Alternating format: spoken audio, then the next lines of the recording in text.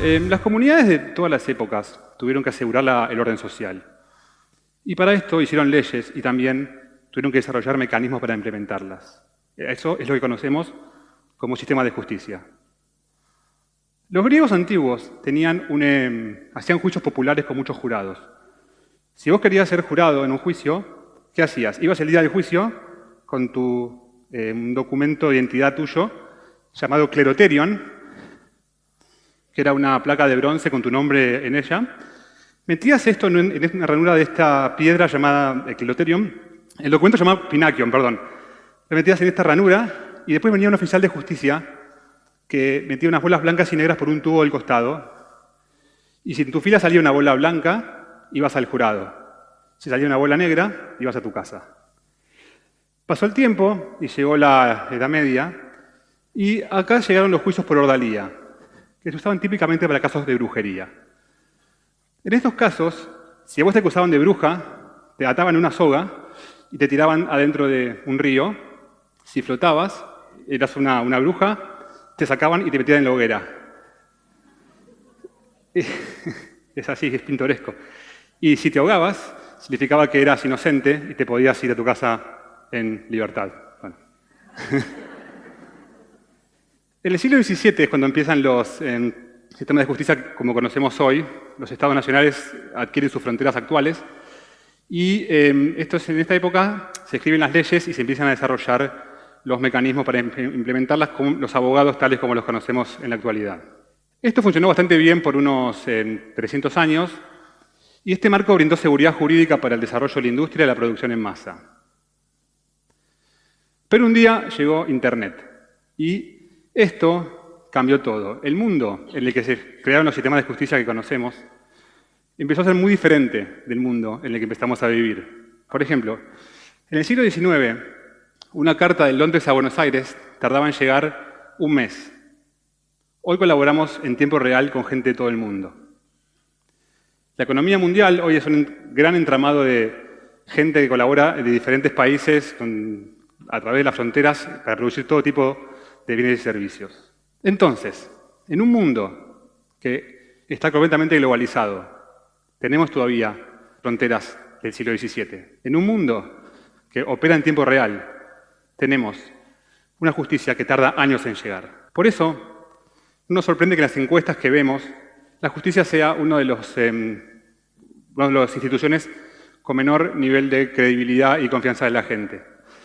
Lo que pasa es que sistemas son muy costosos, muy lentos y poco transparentes. Yo no soy abogado. Yo recién me empecé a interesar por los sistemas de justicia cuando pasó el caso Nisman, y ahí fue que me dije, ¿cómo puede ser que estemos usando tecnologías tan viejas para resolver los conflictos de la sociedad? Y así desarrollé Crowdjury, que es una idea, un proyecto para construir un sistema de justicia rápido, económico y transparente usando las tecnologías de Internet. Vamos a ver un ejemplo. Pensemos en Julia, que es una emprendedora de Rosario, que quiere hacer un sitio web para empezar a vender por Internet y contrata a Miguel, que está en Guatemala, un diseñador web de Guatemala, hacen un acuerdo, él le entrega un producto, a ella no le gusta, entonces lo que hace es, quiere la plata de nuevo, quiere hacer cambios, Miguel no quiere hacerse cargo del problema, conocen esta situación, me imagino alguno de ustedes, y ella está frustrada porque ahora no tiene no tiene forma de reclamar, porque él está en Guatemala y ella está en Argentina, y no hay un abogado en Guatemala porque es muy caro y es muy difícil.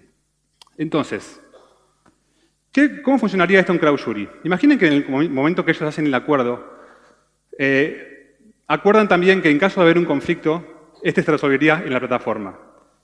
Entonces, aparece el problema, ella hace la denuncia en la plataforma y sube la evidencia, el acuerdo que hicieron y el producto.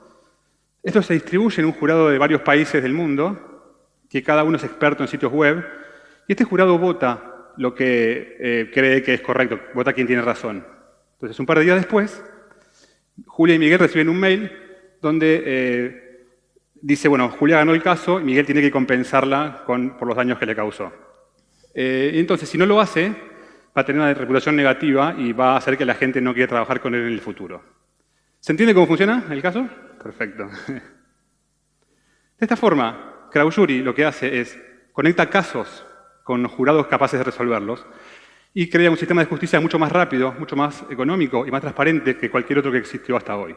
Este es un caso muy sencillo que les expliqué, pero esto mismo puede servir para cualquier tipo de caso que haya un conflicto donde se pueda resolver de esta forma. Acá tienen muchos ejemplos, pero funciona para casi todo. Bueno, ¿hay unos abogados en la sala? ¿Sí? Bueno, les parecerá poco ortodoxa la forma esta, pero si lo piensan desde un punto de vista histórico, van a ver que esto en realidad continúa con una tendencia de la sociedad después del comienzo de Internet. Piensen las oficinas de correos, esos edificios grandes de mármol con cartas y gente y carritos. Todo eso que estaba en esos edificios grandes, donde había que hacer cola para mandar la carta y tardaba en llegar como un mes, hoy está en el móvil. Piensen los bancos, también edificios grandes con guardias, bóvedas, papeles por todos lados. Hoy está también en nuestros móviles. Es muy extraño pensar, entonces, que la justicia, que hoy también se hace en esos tribunales grandes, con papeles, abogados, colas, etc., pueda estar también en nuestro móvil. ¿Qué les parece? ¿Puede ser? El cambio está a nuestro alrededor. Ya estamos viendo muchísimas modificaciones en muchos rubros. Hace unos años hubiera sido imposible pensar que íbamos a ir a dormir a casas de desconocidos, que hoy hacemos a través de Airbnb, o subirnos a un coche de un desconocido a través de Uber, o encontrar pareja a través de una aplicación de Internet, ¿no? O sea, ¿por qué no vamos a pensar que la justicia también puede funcionar de esta manera? El caso de Kraus-Jury es mucho más que sobre la justicia. Es sobre innovación en un momento de cambio de época. ¿Conocen a este hombre? ¿Sí? Este hombre es Elon Musk. Fue un emprendedor de Internet que creó un sistema de pago llamado PayPal. Después de vender su empresa en el 2001, él en el 2002 empezó otra empresa llamada SpaceX, que quería cumplir su sueño de la infancia, que era viajar al espacio. Y no solo eso, quería ayudar a la humanidad a colonizar otros planetas. Y cuando empezó a investigar este tema, Elon Musk lo que hizo fue darse cuenta de que el gran problema de la humanidad para llegar al espacio era que el costo de los cohetes era demasiado alto. Entonces se puso a investigar, ¿cómo podemos bajar el costo de los cohetes? Y en vez de hacerlo como lo hacen todos, ver cómo hace la competencia de los cohetes y después tratar de hacerlos más baratos, lo que él hizo fue, si tuviésemos que hacer un cohete de cero, ¿cómo lo haríamos? ¿Qué partes hay que poner en un cohete para que funcione? Y de esta forma logró hacer un cohete 10 veces más barato que lo que se había hecho hasta el momento. La gente cuando empezó le decía que estaba loco. Él no tenía experiencia en la industria espacial, no era ingeniero espacial. Y la percepción era que únicamente la NASA podía hacer estas cosas. O la NASA los grandes gobiernos podían hacer este tipo de proyectos tan grandes. Y él les demostró con esto, hace 2 meses, anunció que están planificando la instalación de la primera colonia humana en Marte. Este caso es sobre cómo pensamos. Nuestra forma de pensar habitual está basada en las analogías, en ver qué pasa en el mundo y ver cómo hacerlo mejor. Esto está muy bien para el día a día, pero nos bloquea cuando queremos innovar, porque nos condena a únicamente explorar caminos conocidos. Si queremos innovar, Elon Musk nos sugiere pensar como pensaba Sócrates. Sócrates, en la antigua Grecia, iba por la calle recorriendo y preguntando por qué a la gente. Tomaba un problema grande y lo dividía en pequeños problemas. Y de esa forma, una vez que tenía el problema suficientemente pequeño, veía cómo resolverlo. Entonces, Elon Musk tomó el problema de cómo llegar al espacio y dijo, ¿qué necesitamos? Hacer un cohete más barato. Y ese fue el problema que agarró. ¿Qué es un sistema de justicia en el fondo?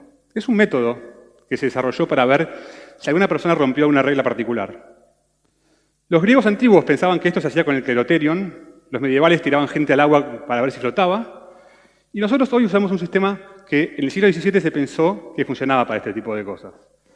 ¿Sigue todavía funcionando para el mundo que tenemos hoy? Estamos atrapados en este pensamiento de que eso que siempre conocimos es lo que siempre va a ser. La realidad es que en 100 años seguramente la gente va a ver a la justicia actual como nosotros vemos a la de los medievales. Estuve 5 meses en Silicon Valley trabajando en este tema. Volví la semana pasada. Y una gran enseñanza que me llevé de allá fue que la innovación no viene de expertos. La innovación viene de cualquiera. La gente que creó Airbnb no eran expertos en la industria hotelera. Elon Musk no era experto en la industria espacial. Y yo no soy un experto en la industria de los juicios. Yo no soy abogado, ya les conté. Entonces cualquiera puede innovar. Y si ustedes quieren innovar y participar en innovación, les sugiero que usen el método de los primeros principios y de Sócrates. Busquen un problema a resolver que los apasione, que realmente los mueva, pártanlo en partes pequeñas y después mírenlo con ojos de chico, sin prejuicios, y pregúntense, si tuviese que resolver este problema de cero, ¿cómo lo haría? Y cuando la gente diga que están locos, recuerden las 4 etapas de adopción de las nuevas ideas según John Haldane. Esto no tiene ningún sentido. Es un punto de vista interesante, pero perverso. Esto es verdad, pero irrelevante. Siempre lo dije. Muchas gracias.